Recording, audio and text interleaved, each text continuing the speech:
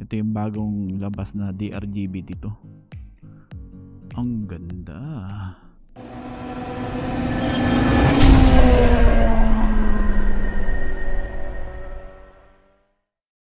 Back to office na tayo, guys. Naiiwan ko muna rito kasi hindi yan ang aking helmet na pang-vlog. 3 minutes, kaya pa yan. Naka-KRB din si kuya, no? Motoran niya, moto. Nasa baba yung plaka eh. Nasa tire hugger.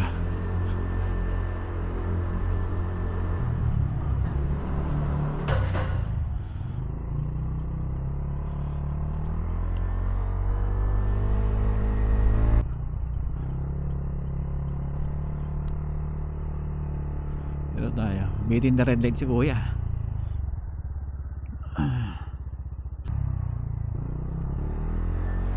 Pinadaan tayo, naka-defender, no?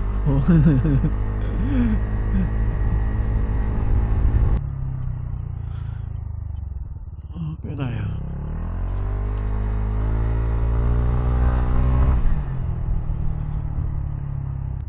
KRB, diba?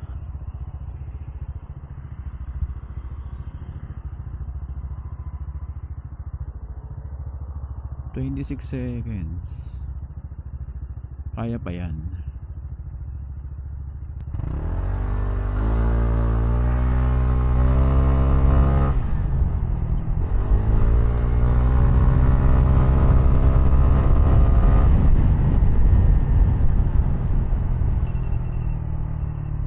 ADB.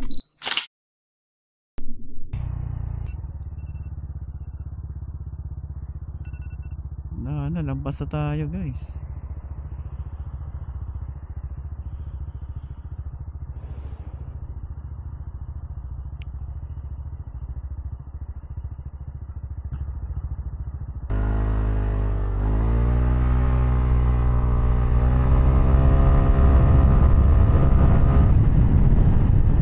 Madali tayo, guys, eh.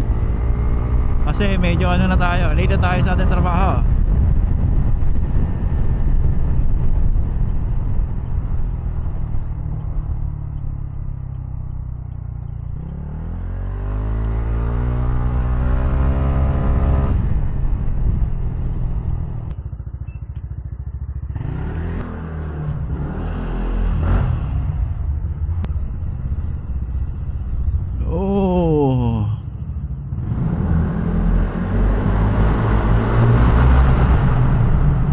Sarap sa tenga.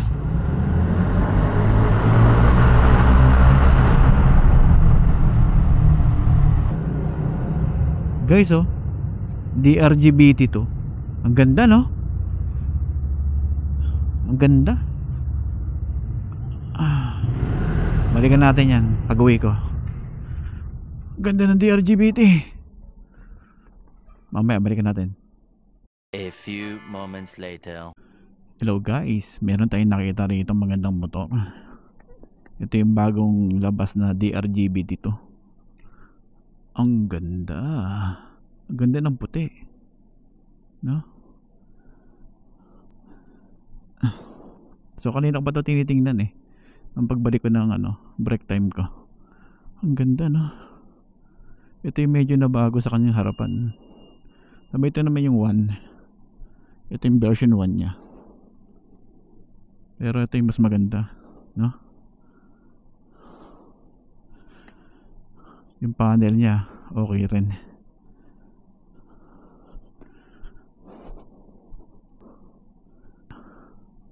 Ganda, no? Okay. Yun. Nakita rin ito ng malapitan.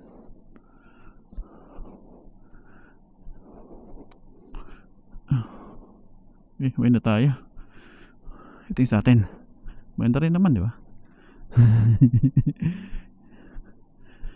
KRB tsaka SYM na DRGB dito. May tumatawag.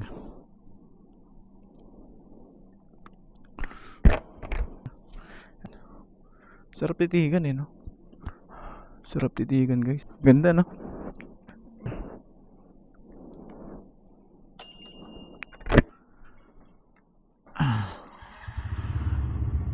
Ang ganda. Ay.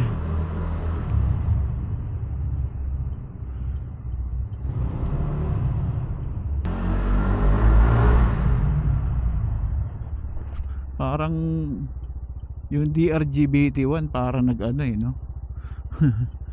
Parang pumangit ng tinabi dun Iba talaga yung design ng DRGBT2. Napaka-aggressive ng design.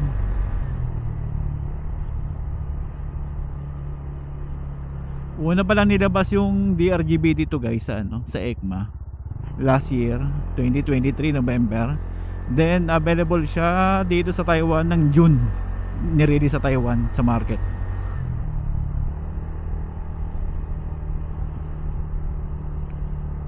So specs nun same halos din lang din ng ng version 1 na DRGBT. I don't know kung may nabago sa makina. Yung isang model ni SYM na Jet SL na 158cc I think, yun ang pinakamabenta rito sa Taiwan. Hindi siya ganun kalakihan, mas maliit siya rito compare sa KRB at DRGBT. Pero iniiwan ako noon. At saka ibang sabi ng tropa, iwan din sila dun Babae pa karami ng nun, ang mga rider nun. Meron sa harapan ngayon pagdating natin sa parking natin, meron din dun puti rin, ganda rin mga naka fish eye na headlights.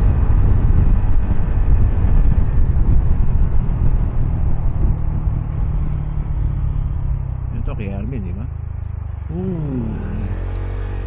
May mga Pinoy.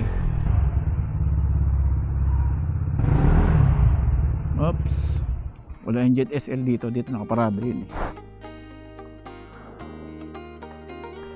So ganito na lang guys. Adios.